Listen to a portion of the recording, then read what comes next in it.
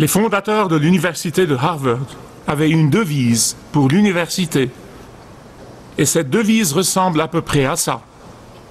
Veritas Christo et Ecclesia.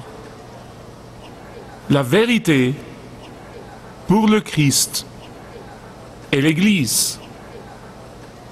Les armoiries de l'université montraient 3 livres. Un de ces livres était mis, couverture vers le bas, pour symboliser la limitation de la connaissance humaine.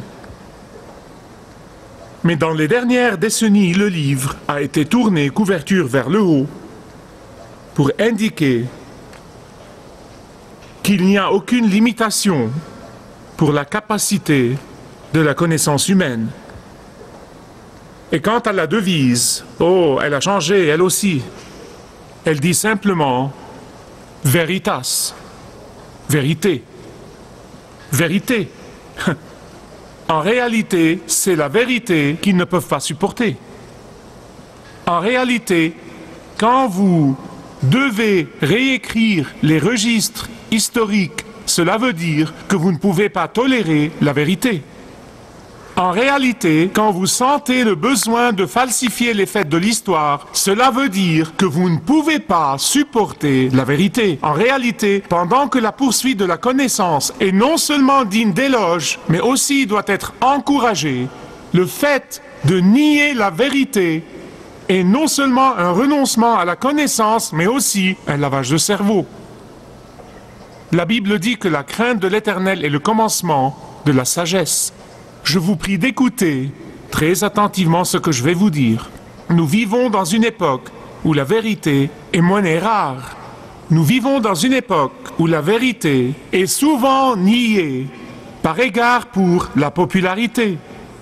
Nous vivons dans une époque où la vérité est souvent ignorée par égard pour la soi-disant paix. Nous vivons dans une époque où l'on fait taire la vérité uniquement pour ne pas contrarier ou pour ne pas offenser quelqu'un d'autre.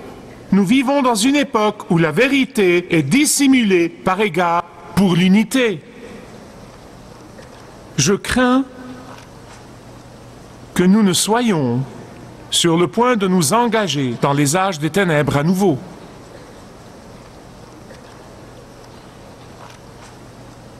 Et ces âges des ténèbres sont basés sur le fait que nous ne pouvons plus tolérer la vérité, que nous faisons taire la vérité.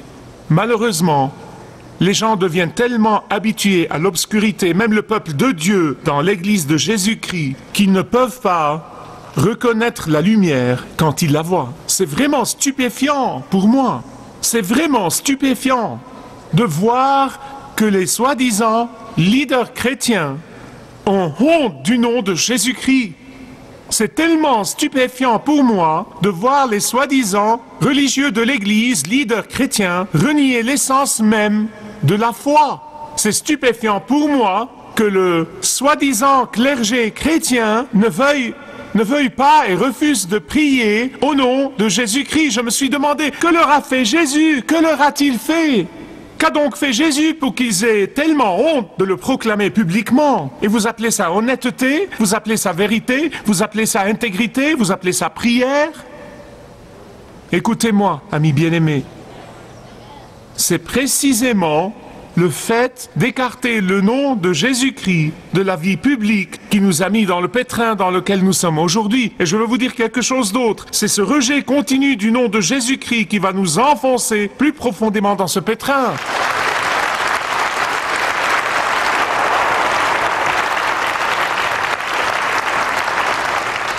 Les gens vont partout et disent, n'est-ce pas merveilleux? Que les gens recherchent Dieu, n'est-ce pas merveilleux? Les gens maintenant se tournent vers Dieu. De quel Dieu parle-t-il?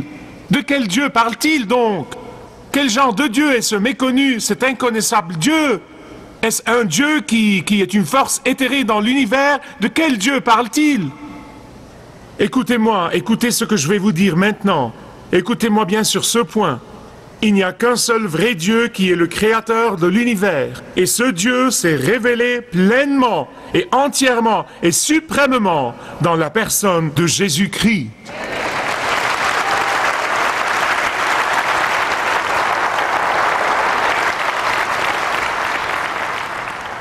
Écoutez-moi attentivement parce que je ne veux pas que vous me compreniez mal. Proclamer cette vérité du cœur de l'Évangile, ne veut pas dire que j'ai de la haine envers les gens d'autres religions. Absolument pas. Non et 1 million de non. Proclamer la vérité ne veut pas dire manquer d'amour et de respect envers les personnes qui appartiennent aux autres religions. Non et 1000 fois non. Proclamer la vérité ne veut pas dire que je n'aime pas toute personne tout le temps. Au contraire, si je refuse de proclamer publiquement ce que je professe en privé, je suis un menteur. Vous savez quoi? Je commence vraiment à comprendre. Je commence à comprendre le prophète Jérémie. Plus je prends de l'âge, plus je suis dans le ministère, et plus je comprends le prophète Jérémie.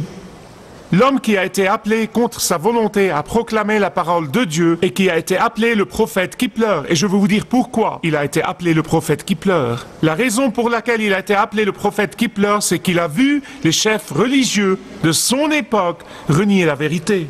Il a vu les prêtres de son époque mentir au sujet de la vérité. Il a vu les chefs de son époque délibérément compromettre la vérité. Il a vu les chefs de son époque échanger la vérité de Dieu contre la popularité. Jérémie a vu les chefs religieux de son époque renier la vérité par égard pour leur intérêt. C'est pourquoi il a été appelé le prophète qui pleure. Amis bien-aimés, méfiez-vous de ceux qui changent la parole de Dieu pour l'adapter à la culture. Méfiez-vous de ceux qui changent la parole de Dieu pour lui faire dire ce qu'ils veulent qu'elle dise. Soyez extrêmement méfiants. Vous ne pouvez pas changer les faits historiques. Vous ne pouvez pas changer les faits pour votre convenance ou ma convenance ou la convenance de n'importe qui. Acte 18, à partir du verset 18, nous parle d'un grand pasteur, d'un homme qui était sincère mais qui avait sincèrement tort. Acte chapitre 18, à partir du verset 18, nous parle d'un professeur qui enseignait des demi-vérités. Si vous lisez les versets 24 et 25 de Acte chapitre 18, ils nous racontent des tas de choses sur Apollos. Ils disent qu'Apollos était un homme éloquent, qu'il était un homme savant, qu'il avait une connaissance approfondie de l'Ancien Testament. Apollos était un intellectuel.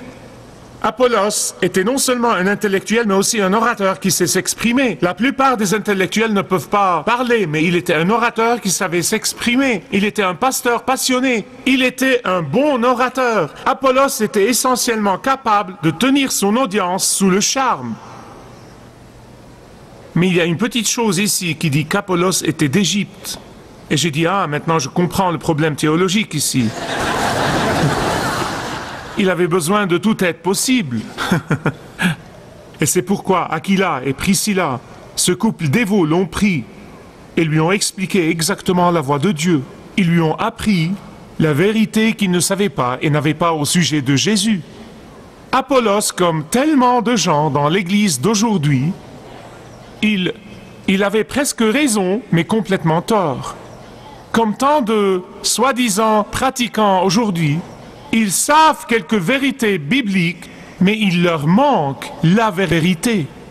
Ils ont la plupart des morceaux du puzzle, mais il leur manque le morceau clé du puzzle. Ils savent beaucoup de choses sur Jésus, mais ils ne connaissent pas Jésus. Ils ont presque raison, mais ils ont complètement tort. Écoutez-moi bien sur ce point. Croire intellectuellement ou donner son approbation intellectuelle à certains faits historiques est aussi mauvais que ne pas croire du tout.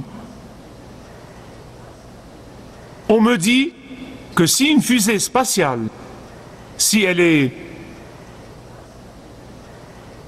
lancée de la Terre avec moins d'1 seul millimètre d'écart de sa cible, elle manquera sa cible par des milliers de kilomètres. Et c'est exactement ce qui arrive ici.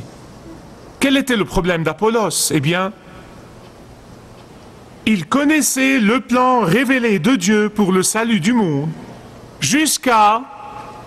Et y compris l'époque de Jean-Baptiste. Et il s'est arrêté là. Il savait le plan du salut de Dieu de l'Ancien Testament. Et il savait que Jean-Baptiste était là pour le proclamer et pour annoncer l'avènement du Messie. En fait, il l'attendait avec impatience. Il a été baptisé du baptême de Jean-Baptiste. Et pour ceux de vous qui ne comprennent pas la séquence, laissez-moi vous la résumer. Jean-Baptiste était venu avant le Seigneur Jésus-Christ comme précurseur. Et Jean-Baptiste baptisait les gens du baptême du repentir, c'est-à-dire le baptême de préparation à l'avènement du Messie, pour qu'ils soient prêts à entendre et à croire au Seigneur Jésus-Christ. C'était la mission de Jean-Baptiste. Jean-Baptiste avait proclamé l'avènement du Messie et il est mort avant le calvaire, avant la crucifixion et la résurrection du Seigneur Jésus-Christ. Apollos ne savait pas que le Messie que Jean est venu proclamer et dire qu'il va venir, il ne savait pas qu'il était déjà venu. Le message de Jean-Baptiste était de préparer les gens à l'avènement du Messie. C'est comme ça que ça s'est passé. Les Juifs visitaient Jérusalem avant le ministère public de Jésus-Christ et écoutaient le ministère de Jean-Baptiste. « Repentez-vous car le temps est accompli. Celui qui vient après moi est plus puissant que moi. Lui vous baptisera, je vous baptise d'eau. Lui vous baptisera du Saint-Esprit et de feu. » Et beaucoup des Juifs expatriés qui venaient des autres parties du monde étaient baptisés du baptême de Jean et ils attendaient l'avènement du Messie, mais ils s'en sont retournés à leur pays. Ils n'avaient pas appris parce qu'ils n'avaient pas des nouvelles 24 heures sur 24. Donc ils n'ont pas appris que Jésus était déjà venu et qu'il est mort sur la croix, et qu'il menait une vie parfaite, et il était sans péché, et qu'il est mort sur la croix de Calvaire, et qu'il a ressuscité, et qu'il a été enlevé au ciel. Il ne savait pas que le baptême du Saint-Esprit que Jean-Baptiste annonçait et que Jésus allait amener était déjà réalisé. Il ne savait pas que le Messie était mort pour leurs péchés. Il ne savait pas que le Messie a ressuscité pour assurer la résurrection à tous ceux qui croiraient en lui. Il ne savait pas tout ça. Il ne savait pas que le Messie a été enlevé au ciel. Ensuite, comme il avait promis, et juste à temps, 10 jours plus tard, le Saint-Esprit est survenu le jour de Pentecôte. Il ne savait rien de tout ça. Il ne savait pas que le baptême qui valait bien ce nom est le baptême du Saint-Esprit, et non pas le baptême de préparation de Jean-Baptiste. La même chose est arrivée aux Éphésiens dans Actes chapitre 19. Regardez, Actes 19, versets 1 à 7. Nous regardons ces deux passages parce que Apollos était dans la même galère qu'eux. Il n'était pas encore chrétien. Il n'était pas encore régénéré.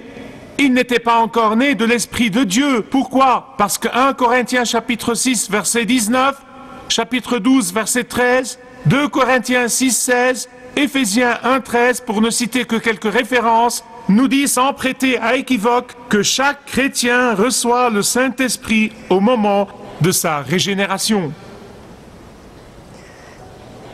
Peut-être que certains de vous disent « Mais j'étais chrétien pendant de nombreuses années avant d'être baptisé du Saint-Esprit. Je regrette d'avoir à vous décevoir. » Mais vous n'étiez pas du tout chrétien. Vous vous êtes persuadé que vous étiez chrétien. Être chrétien étant bébé ne fait pas de vous un chrétien. Être un membre d'église, quelle que soit cette église, y compris celle-ci, ne fait pas de vous un chrétien. Peut-être que vous vous reconnaissiez pécheur, mais vous n'étiez pas encore chrétien. Peut-être que vous avez recherché la vérité, mais vous n'étiez pas encore chrétien. Peut-être que vous vous êtes renseigné sur la vérité, mais vous n'étiez pas encore chrétien. Peut-être que vous avez mentalement consenti à la vérité chrétienne, mais vous n'étiez pas encore chrétien. Parce que vous ne pouvez pas être régénéré, à moins que le Saint-Esprit fasse l'accouchement. Il est la sage-femme. Il fait l'accouchement. Vous ne pouvez pas être régénéré sans lui. C'est ce que nous dit la parole de Dieu. Ces Éphésiens étaient des apprentis. Le mot disciple veut dire qu'ils étaient des élèves, ils étudiaient. Ils étaient des disciples, ils recherchaient la vérité, ils regardaient. Car vous voyez, ils n'étaient pas encore chrétiens parce qu'ils ne pouvaient pas être chrétiens sans que le Saint-Esprit ne survienne dans leur vie. Regardez le verset 2 d'Actes 9, 19. Il dit « Nous n'avons jamais entendu parler du Saint-Esprit. » Laissez-moi vous donner un exemple historique de ce que j'essaie de vous dire. Pendant la Réforme en Angleterre, de 1490 à 1555 à peu près, il y avait un homme savant juste comme Apollos en Angleterre. Il avait une connaissance approfondie de la Bible. Il était un orateur éloquent, un orateur. Cet homme avait beaucoup d'influence sur l'Église en Angleterre. Il était à l'époque, en fait, évêque à l'Église. Son nom était Hugh Latimer. Latimer a été finalement martyrisé pour ses convictions évangéliques, pour ses convictions bibliques. Mais avant d'en arriver là, Latimer, quoique évêque à l'Église en Angleterre, n'était pas chrétien. Il ne connaissait pas Jésus.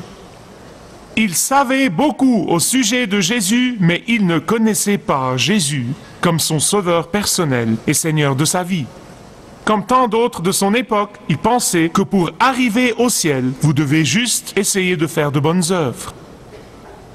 Pendant ce temps, il y avait un jeune moine. Ce jeune moine aimait Latimer, il avait vraiment beaucoup de respect pour lui. Ce moine était connu sous le nom de Petit Billy parce qu'il était petit. Et tous les gens l'ont toujours appelé Petit Billy. Petit Billy n'était pas aussi cultivé que l'évêque Latimer. Il n'était pas aussi bien connu que Latimer. Mais il connaissait Jésus. Il connaissait Jésus. Et il savait tout le mensonge qui était enseigné à l'Église à cette époque. Donc il a prié, il a dit « Seigneur, comment puis-je partager ma foi? Comment puis-je partager ma connaissance de toi avec ce grand homme, Latimer, l'évêque de l'Église? Comment un humble moine comme moi serait-il capable de tendre la main à cet homme, ce grand homme ?» Finalement, il a eu une idée. Les prêtres étaient tenus d'écouter ceux qui voulaient confesser leurs péchés. Donc un jour, quand Latimer était de service, Petit Billy est allé vers lui, il l'a tiré par la manche et lui a dit peux-tu écouter ma confession? Latimer a consenti. Billy lui a confessé alors l'évangile. Il a dit à l'évêque Latimer que, bien qu'il fût moine et prêtre à l'église, il était pécheur, et il était incapable de sauver son âme par les bonnes œuvres, et qu'il s'est finalement rendu compte que c'est la mort de Jésus sur la croix de Calvaire et son sang répandu qui lui ont apporté le salut pur et gratuit, et il a commencé à partager l'évangile avec l'évêque Latimer. Eh bien, mes amis bien-aimés, comme on dit pour résumer et conclure, Latimer a entendu l'évangile pour la première fois et a donné sa vie à Jésus-Christ. Comme il a été converti au Christ, cet homme, à travers le ministère d'un jeune petit moine, a allumé le feu de la réforme anglaise qui s'est allumé non seulement en Angleterre, mais dans beaucoup de parties du monde aussi. Vous savez, l'évêque Latimer avec Ridley, l'évêque Ridley et l'archevêque Cranmer, archevêque de Canterbury, ont été brûlés au poteau par la reine Mary, qu'on connaît aussi sous le nom de Bloody Mary. Et ce n'est pas la boisson que vous buvez. Elle avait répandu tellement de sang pendant ce temps. Tous ceux qui croyaient en Jésus, tous ceux qui croyaient au salut par la grâce seule, tous ceux qui croyaient au salut par la foi seule, elle est brûlée au poteau. Quand les trois grands hommes de Dieu étaient liés et le feu était sur le point d'être allumé pour les brûler à mort,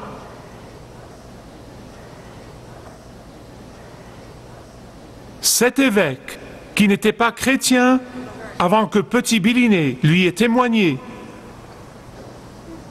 comme il était sur le point d'être brûlé, il a dit ces fameux mots. Sois courageux, professeur Ridley, sois un homme. Nous allons aujourd'hui, par la grâce de Dieu, allumer en Angleterre une bougie qui ne sera jamais éteinte. Et ils sont morts. Aujourd'hui, les descendants spirituels de Latimer ont honte de Jésus-Christ. Où en sommes-nous aujourd'hui? La confession principale, qui est l'héritière de la foi de Latimer, dit maintenant dans une campagne télévisée à l'échelle nationale, quand vous embrassez la diversité, vous embrassez Dieu. Que c'est écœurant et triste. Eh bien, peut-être que je parle en ce moment à quelqu'un qui, par égard pour la fausse paix, a compromis la vérité. Peut-être que je parle en ce moment à quelqu'un qui, de peur de devenir un objet de dérision, a compromis la vérité. Peut-être que je parle en ce moment à quelqu'un qui, par égard pour la soi-disant unité, ne confesserait pas publiquement ce qu'il croit vraiment en privé. Ou peut-être que je parle en ce moment à quelqu'un qui pense qu'il est chrétien parce qu'il appartient à une église, alors qu'en réalité il ne connaît pas Jésus. Peut-être que je parle en ce moment à quelqu'un qui sait beaucoup au sujet de Jésus-Christ, mais qui ne connaît pas Jésus comme son sauveur personnel et le Seigneur de sa vie. Quelqu'un qui sait pas mal de choses sur les rites, quelqu'un qui sait pas mal de choses sur le dogme, quelqu'un qui sait beaucoup sur la théologie, quelqu'un qui connaît tous les mots à la mode, mais ne connaît ni Jésus, ni la vérité, qui ne peut être trouvée qu'en Jésus. Aujourd'hui, vous pouvez faire ce que l'évêque Latimer a fait. Venez à Jésus dans le repentir. Tournez-vous vers lui pendant qu'il se trouve. Parce que c'est sa promesse. Vous le trouverez. Et si nous prions. Peut-être qu'il y a quelqu'un ici aujourd'hui qui dit « J'ai compromis la vérité. Et je sais dans mon fort intérieur que c'est faux. Et ça m'a causé toutes sortes de chagrins et de douleurs dans ma vie avec Dieu. Aujourd'hui, je vais me tourner vers la vérité. Je promets de ne pas la compromettre à nouveau. Je la dirai dans l'amour, mais je la dirai néanmoins. Peut-être que quelqu'un dit « Eh bien, j'ai été un croyant toute ma vie, j'ai été un pratiquant, une pratiquante. Mais je n'ai jamais vraiment reçu Jésus-Christ dans ma vie. Je ne me suis jamais repenti de mes péchés et je n'ai jamais changé. J'ai toujours été le même. » Aujourd'hui, vous pouvez recevoir ce changement qui provient du repentir. Dites oui au Seigneur. Seigneur Jésus-Christ. Cranmer a prié il y a des années. Tu es le Seigneur Dieu à qui tous les cœurs sont découverts et tous les désirs sont connus et aucun secret n'est caché. J'implore ton pouvoir et ta force sur tes serviteurs. Fortifie chacun de nous pour ne jamais compromettre la vérité advienne que pourra. Père, donne-nous le courage pour reconnaître notre péché et nous tourner vers toi. Car Seigneur, nous savons que c'est le seul secret de la paix et de la joie. Au nom de Jésus, je prie. Amen. Si vous désirez connaître Dieu d'une manière personnelle, demandez le livret « Retrouvez la joie que vous avez toujours désirée » et vous pourrez découvrir l'amour de Dieu pour vous et apprendre comment expérimenter son pardon.